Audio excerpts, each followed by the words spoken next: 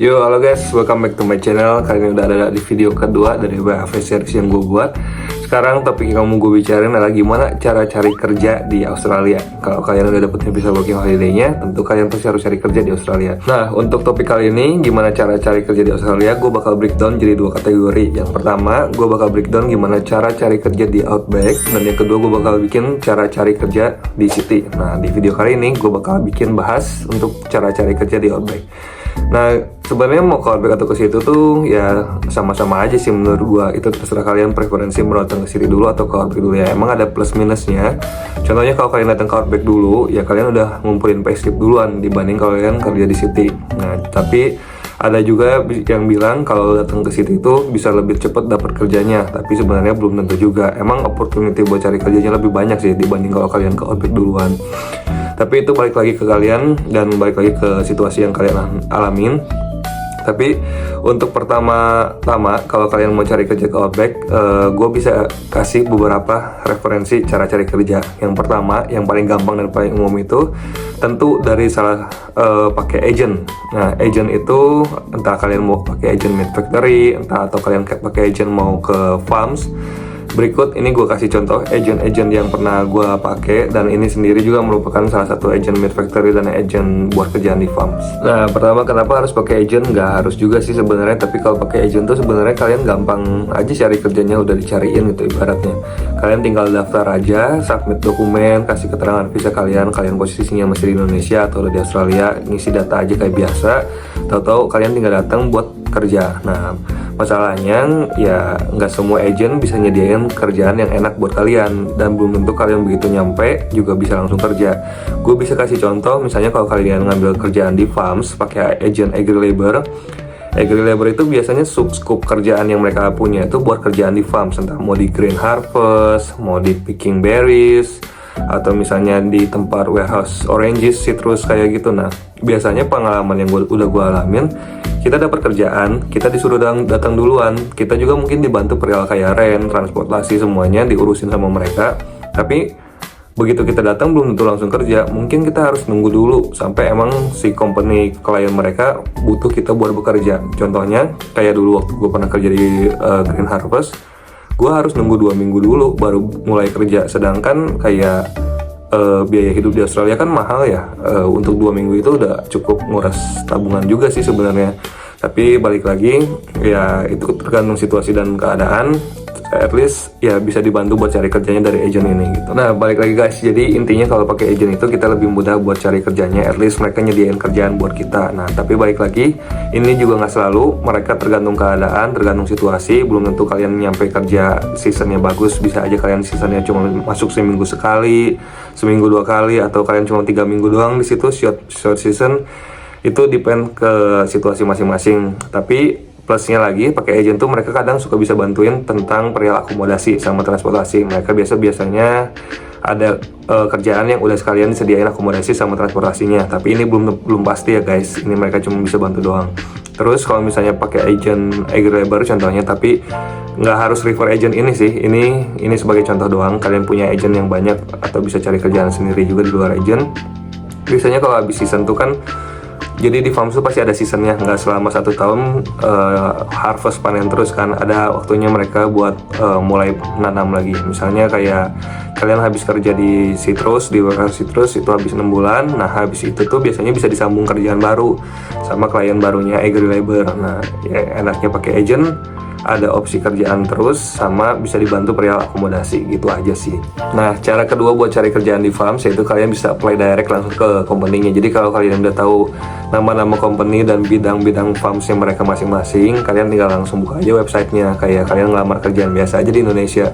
Contohnya kalau kayak Green Harvest itu ada Green Coop, ada Green Flow, ada Viterra. Kalian bisa buka web profile company mereka masing-masing, terus bisa langsung apply aja di situ. Kalian tinggal upload resume atau CV kalian, nanti biasanya mereka kalau udah seasonnya mulai, ya udah kalian tinggal di interview aja. Banyak contohnya kayak di farms yang lain kayak picking berries dan buah-buahan itu ada namanya Costa. Ini salah satu company yang cukup besar mengenai farms buah-buahan di Australia. Dulu gue pernah kerja juga under Costa, yaitu di picking grapes sama packing sorting citrus. Gue pernah kerja under Costa juga. Jadi selain pakai agent, sebenarnya kalian bisa langsung apply direct. Pakai agent tuh gue juga nggak tahu hitungannya gimana, entah mereka sebenarnya potong rate gaji kita atau emang ya udah base, udah sesuai company yang pakai jasa mereka aja gitu. Sebenarnya kalau gue perhatiin, kalau kalian apply direct dari company, rate-nya sama pakai apply dari agent sama-sama aja sih sebenarnya. Kadang pernah ada case malah lebih besar dari agent dibanding dari company. Aneh kan kalau perihal itu, sebenarnya gak jadi begitu masalah. Tapi balik lagi, kalian cari aja opportunity mau apply direct atau pakai agent gitu. Nah, cara ketiga, tentu ini paling penting dan gua udah sering kasih tahu ke kalian, yang penting join grup WHV tahun batch-nya kalian, grup batch sebelumnya, grup drop di Facebook. Itu semua tempat kalian dapat informasi, nggak cuma dapat informasi kerjaan, tapi dapat informasi perihal akomodasi. Mungkin ada yang sharing jual beli mobil juga gitu, atau mungkin jual just tip barang bagasi. Banyaklah informasi dari grup. Tapi ya tetap, walaupun jadi tempat informasi, kalian harus bisa filter sendiri lah ya, kerjaan yang valid, yang bagus, yang gak zong gitu. Banyak contoh kerjaan yang kayak zong, misalnya kerjaan-kerjaan yang dibayarnya pakai piece rate. Jadi ada dua tipe pembayaran, kalian mau dibayar secara hourly atau dibayar secara piece rate. Kalau kerjaan di farms, kalau hourly itu ya udah kalian kerja aja 9 jam dibayarnya 9 jam. Tapi kalau piece rate ya kalian misalnya picking berries satu kotak gitu ya, misalnya satu kotak blueberry dibayarnya cuma 0,7 sen gitu. Ya udah, kalian misalnya sehari cuma bisa mampu 100 kotak, berarti kalian cuma dapat $70 aja sehari gitu loh. Jadi harus hati-hati. Sebenarnya ada dua sisi sih. Kalau kalian emang bisa cepat ngumpulin uangnya di piece rate ya bagus, itu bonus dan bisa dapat uang banyak. Tapi kalau kalian gak bisa keep up ya susah sih. Nah, yang keempat, sebenarnya ini gue nggak pernah dapat kerjaan dengan cara ini sih, tapi bisa aja gitu. Ada aja, gue pernah lihat lowongannya juga sebenarnya lewat aplikasi pencari kerja kayak Seek, Indeed, Jora Jobs. Itu tempat kalian mencari kerja di Australia. Mau kerjaannya di city, mau kerjaannya di farms, mau kerjaannya di mining segala macam, biasanya di situ tetap ada kerjaan. Nah gitu guys, jadi ada 4 cara buat cari kerjaan di Australia, khususnya untuk di Outback. Nah, yang bagian ini kalian pasti seneng banget nih. Sekarang gue mau bahas ada farms apa aja sih yang paling menarik, yang bisa kalian dapetin uang paling banyak di Australia. Dan ini yang pernah gue alamin sendiri gitu ya. Jadi kalau kalian ke Australia itu kerjaan farmsnya itu ya liputannya, kalau nggak pertama farms buah atau farms sayuran, itu kalian kerjanya biasanya harvest, picking, sorting di warehouse. Ya itu standar sih kerjaannya, mau biasanya dibayarnya hourly atau piece rate. Tapi ada beberapa farms yang bagus, contohnya kayak bagus atau enggaknya sebenarnya balik lagi ke keadaan season tahun itu ya. Jadi kalau perihal buah, sepengalaman gua ya, yang bagus itu kalau kalian kerjanya di warehouse. Di warehouse itu kerjanya kayak contohnya warehouse citrus. Kalian di situ seasonnya long season, biasanya 4-6 bulan. Terus long hour juga, seminggu masuknya 6 hari, sehari bisa 10 jam sampai 12 jam. Jadi mungkin seminggu bisa 55 jam kerjanya atau sampai 60 jam. Yang which is itu bagus dan bayarannya hourly. Terus ada yang bagus lagi itu kalau kalian kerjaannya, pokoknya intinya cari kerjaannya yang long season, terus dibantu akomodasinya juga, sama perihal transportasi. Cari kerjaan yang akomodasi ke farmsnya nggak jauh. Soalnya dulu gue pernah kerja di ladang anggur, itu dari tempat akomodasi gue ke farmsnya itu butuh waktu kurang lebih nyetir sejam. Jadi pulang pergi kerja 2 jam sehari. Jadi ibarat kata kerjanya 10 jam, sebenarnya kita udah menghabiskan 12 jam dalam sehari buat di luar rumah gitu. Ya kurang lebih gitu guys. Nah ada lagi, dari tadi kan gue dari awal video gue udah sering mention grain harvest. Nah grain harvest ini salah satu kerjaan yang jadi favorit anak-anak WHV. Kenapa? Karena menurut gue sendiri kerjaannya gampang banget dan rate-nya cuma lumayan tinggi dibandingin kerjaan farms lain. Terus tapi seasonnya nggak panjang, ya tergantung sebenarnya antara 3 minggu sampai 3 bulan. Nah jadi tergantung kalian lagi beruntung dapat berkat kerjaan di grain harvest ini, short season atau long season. Tapi intinya kerjaannya nggak susah. Di situ kalian cuma ngebantu buat kayak ngebantu parkirin truk buat loading grain. Jadi grain itu bulir-bulir gandum, ada barley. Jadi mereka bawa dalam bentuk kontainer truk besar-besar.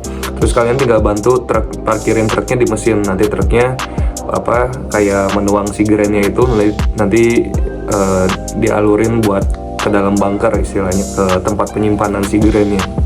Kerjaannya cuma gitu doang, cuma nyapu. Nah kalau nggak ada truk ya udah kalian tetap dibayar walaupun nggak kerja. Ibarat kata kalian cuma duduk doang seharian 10 jam, tetap dapat uang 10 jam. Tapi ya ada masa-masanya emang sibuk. Kalian bisa aja dari awal kerja masuk sampai pulang kerja itu berdiri terus. Ya at least gue kasih tahu, Grain Harvest itu salah satu kerjaan favorit anak-anak WAV yang kerjaannya mudah dan dibayarnya cukup tinggi gitu. Nah kalian bisa apply direct lewat agent atau direct lewat company gitu. Terus ada cotton gin guys, jadi cotton harvest kapuk ya, kapas gitu. Nah ini salah satu kerjaan yang long season, terus long hour, dan mereka tuh punya overtime rate. Jadi kalau kalian kerjanya lebih dari 8 atau 9 jam dalam sehari, jam ke 9 atau ke 10 itu udah double rate. Dan biasanya kerja sehari 12 jam, kalian bisa 2 minggu kerja terus nggak berhenti, sama kayak Grain Harvest. Grain Harvest juga punya rate overtime. Terus kalau lagi sibuk kalian ya udah bisa aja 9 hari kerja baru libur atau 13 hari kerja baru libur. Ya itu cukup lumayan guys buat ngumpulin uang di Grain Harvest sama Cotton Harvest. Nah tapi kalau Cotton Harvest ini cukup susah masuknya karena biasanya mereka cuma ngerimain orang-orang yang udah punya pengalaman. Gua aja nggak pernah dapat Cotton Harvest karena kebetulan payslip gue udah beres juga, jadi gue nggak cari kerjaan di farms lagi saat itu. Tapi kalaupun gue belum beres saat itu, gue agak kesulitan juga sih kalau cari kerjanya. Kalian butuh koneksi, punya teman yang udah pernah kerja di situ atau lagi kerja di situ. Kalian bisa kayak ya orang dalam gitu lah, saling diajakin gitu. Ya walaupun susah masuknya, tapi itu salah satu opportunity paling bagus kalau kalian bisa masuk Cotton Harvest. Nah terus guys, ini ada lagi nama kerjaannya FIFO, fly in dan fly out. Itu biasanya kalian kerja di site mining. Nah site mining ini ya mungkin beberapa company mining itu nggak literally selalu menambang kali ya. Kayak pokoknya intinya kalian kerja diterbangin ke suatu daerah, namanya juga fly in fly out dengan sistem roster. Biasanya kalian kerja 2 minggu, terus 1 minggu libur, terus masuk lagi 2 minggu atau 3 minggu, 1 minggu lagi libur. Nah itu kalian bisa aja pindah-pindah kota guys, tapi yang pasti bayarannya cukup gede. Beberapa teman gue sendiri emang gak pernah di Vivo, tapi beberapa teman gue yang pernah di Vivo itu pasti semingguan lebih dari 2.000, wah 2.000 ke atas, bahkan bisa sampai 3.000 guys. Terus gue pernah lihat juga salah satu influencer anak WAV juga, dia dapat kerjaan di Vivo ini tapi kerjaan di tengah laut, itu dia bisa dapetin gross earningnya dalam setahun $170.000 guys, hampir 2 miliar dalam 1 tahun. Itu hebat banget sih dia bisa dapat kerjaan di situ. Tapi kerjaan main ini butuh beberapa sertifikasi guys. Jadi gue nggak pernah ikut Vivo, tapi teman gue yang udah pernah kesana, mereka tuh disuruh training dulu dan lulus sertifikasi. Biasanya sertifikasi ini tuh antara bisa di cover sama company atau kalian bayar sendiri. Emang agak ribet prosesnya dan emang capek sistem kerjanya roster kayak gitu, tapi yang pasti itu tempat kalian bisa ngumpulin uang banyak guys. Kalau kalian bisa ambil Vivo, ambil aja kesempatannya. Ya gue harap kalian bisa dapat cuan sebanyak-banyaknya, entah mau di Grain Harvest, di Cotton Harvest, di Vivo, di farms. Itu yang penting kalian bisa dapetin kerja yang bagus. This is the last guys, but ya nggak tahu ini kerjaan favorit anak WAV atau bukan, tapi ini kerjaan yang anak WAV juga kerjain sih. Nah itu kerjaan Meat Factory. Gue mau bahas di sini kenapa? Karena Meat Factory itu salah satu bisa kerjaan yang gue bilang itu kerjaan di Outback. Ya emang di City juga ada, tapi di Meat Factory itu salah satu kerjaan yang kalian stabil. Jadi kalian nggak bergantung dengan season. Kalian kerjanya di pabrik daging, di company gitu. Ya udah pasti lebih stabil dibanding di farm. Kalian kerjanya bisa mungkin seminggu 5-6 hari, terus mungkin akomodasi juga dibantu, transportasi juga dibantu, tergantung company-nya, tergantung daerahnya di mana. Tapi Meat Factory ini kerjaannya emang berat guys. Jadi gue sendiri pernah di Meat Factory, dan Meat Factory juga merupakan kerjaan pertama gue waktu nyampe di Australia. Gue mau cerita sedikit, gue masuk ke Meat Factory ini lewat agent. Nah, nama agentnya Tas Labor Australia. Dan gue datang ke kota namanya Gandegai di New South Wales. Nah di Gandegai ini gue cukup enak sih guys. Gue dibantuin buat dapetin akomodasi, transportasi juga disediain. Nah gue kenapa bisa masuk ke situ tuh awalnya waktu gue cari kerja di Telegram, di grup Telegram Meat Factory. Jadi si agentnya nawarin buat anak WAV yang mau cari kerja di Meat Factory, khususnya di kota Gandegai, 4 minggu pertama rentnya gratis dan vaksin juga dibayarin, transportasi juga gratis untuk 4 minggu pertama. udah karena ada promo kayak gitu, promo ya gue apply gitu guys. Gue mau, kan enak ya pertama kali datang kerjaan gak usah keluar duit buat rent dan transportasi, terus bisa ngumpulin uang juga gitu. Nah, singkat cerita, gue kerja, gue nyampe di kotanya, gue dapat induction, gue dapat trainingnya dulu. Nah, gue mau ceritain kerja di manufacturer itu kayak gimana guys. Biar pada umumnya di manufacturer itu ada beberapa jenis daging, entah mau daging domba atau daging sapi. Pada umumnya sih dua itu doang guys. Ada juga mungkin poultry, chicken sama pork mungkin ya, tapi yang di handle agent gue ini dua aja, daging sapi sama daging domba. Nah, di manufacturer itu ada dua departemen, biasanya disebutnya kill floor sama boning. Nah, di kill floor ini tempat kalian berurusan dengan penyembelihan sapi, dari sapi atau domba yang masih hidup. Kalian sembelih, terus kalian skinning, kalian keluarin jeroannya, begitulah guys. Terus kalian paling bersimbah dengan darah-darah hewan tersebut. Ya, kerjaannya berat dan cukup shocking lah buat kita yang gak pernah kerjaan kayak gitu. Nah, itu biasanya kerjaannya berat guys.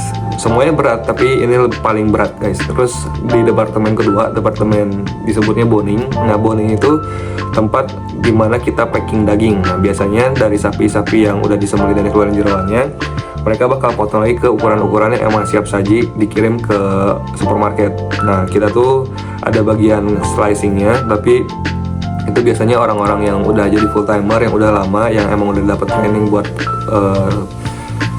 potong-potong dagingnya. Kita tuh biasanya di tempat ini kalau nggak jadi cleaner, ya jadi packing dagingnya aja. Dulu gue dapat kerjanya di boning room. Nah, gue tuh bagian packing. Gue bertahan di pabrik daging ini selama 5 minggu. Gue pindah karena gue dapat kerjaan baru di Grand Harvest. Tapi jujur kerjaan di situ berat guys. Gue baru 3 hari pertama aja tangan gue udah sakit banget. Bahkan di hari pertama gue masuk disuruh gue nyobain setengah hari aja cobain packing. Pinggang gue pegel banget guys. Kayak kita harus nyesuaiin kecepatan mesin. Terus kayak kita masih belum terbiasa, masih kayak panik, kayak takut dimarahin, terus kayak berusaha sekuat tenaga. Kayak wah berat banget lah pertama kerja di manufacturer itu, apalagi kerjaan pertama. Tapi untungnya jadi kerjaan pertama karena mungkin masih semangat dan masih kayak ya udahlah, keputusan pertama kerja ke Australia gitu, harus siap aja mentalnya. Nah, masalah anak-anak manufacturer itu biasanya kena trigger finger. Trigger finger tuh jarinya udah mulai kaku. Gue sendiri karena pernah kerja di manufacturer, tiap pagi gue bangun jarinya gini guys. Si jari manisnya nggak bisa ke atas, gue harus giniin jarinya. Karena saking repetitifnya dan saking kayak harus pakai tenaga gitu biar cepet. Karena nggak boleh ada daging satupun yang kelewat. Kalau kalian kelewat dagingnya satu, kalian bakal kena tegur atau kalian nyusahin orang-orang yang teman-teman kalian di area conveyor berikutnya gitu. Ya, tapi di situ gue have fun, gue ketemu teman-temannya yang asik, terus kayak banyak orang Indonesia yang mengasihkan di situ. Cukup membantu mental supportnya gue buat bertahan di situ. Tapi gue bisa kasih tahu kalian, biasanya juga ada plusnya masuk manufacturer. Manufacturer itu biasanya bisa kasih sponsor kalian buat kerja dan tinggal di Australia. Beberapa teman gue udah berhasil dapetin sponsorship di manufacturer, walaupun kalian keikat kontrak dan harus bertahan dulu mungkin 2-3 tahun dulu di situ. Tapi kalau emang pilihan kalian bertahan dan mau dapetin sponsorship di manufacturer, ya bisa dan boleh aja guys. Cuman gue kasih tahu ke kalian, manufacturer itu berat banget, tapi kalian bakal terbiasa. Dan banyak orang Indonesia juga yang bertahan dan udah biasa aja gitu, dan mereka dapat sponsorship, nilai bagus buat jadi PR kan. Kurang lebih begitulah guys kerjaan di Outback. Kalian bisa tahu lah, mungkin emang cerita gue nggak begitu lengkap kalian tahu semua kerjaan di Australia, tapi gue rasa ini cukup buat punya kasih kalian gambaran kerjaan di farms tuh kayak gimana gitu. Banyak sih, opsi farms tuh banyak banget. Ada farms, pokoknya liputannya picking buah atau picking sayuran atau packing atau sorting. Farms tuh biasanya liputannya gitu-gitu aja. Entah kalian mau anggur, mangga, alpukat, bawang, banyak lah kayak gitu. Kira-kira gambaran di farm saya gitu guys. Sampai ketemu mungkin di video selanjutnya di kerjaan, cara cari kerjaan di City. Bye bye guys. Semoga apa yang gue sampaikan membantu ya guys. Maaf kalau cara penyampaian gue masih dengan kata-kata yang terbata-bata dan terkaku, tapi gue mau berusaha yang terbaik buat ngebantu kalian dapat informasi supaya kalian siap dapat kerjaan di Australia. See you di sini. Bye bye.